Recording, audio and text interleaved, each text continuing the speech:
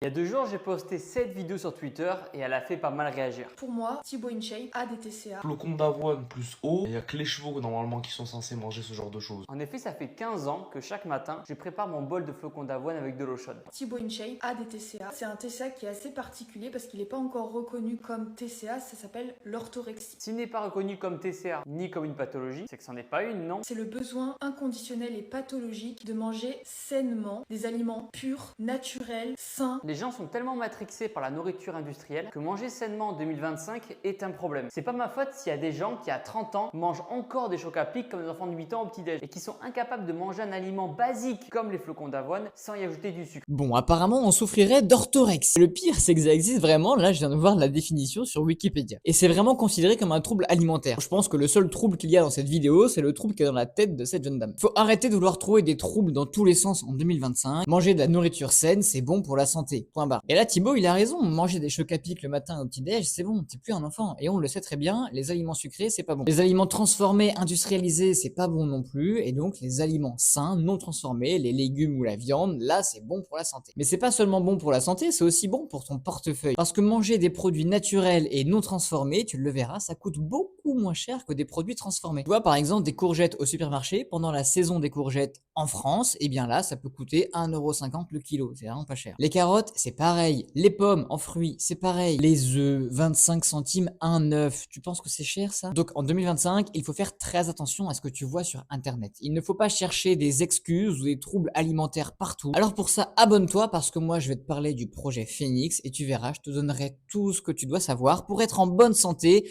sans écouter les trucs comme ça.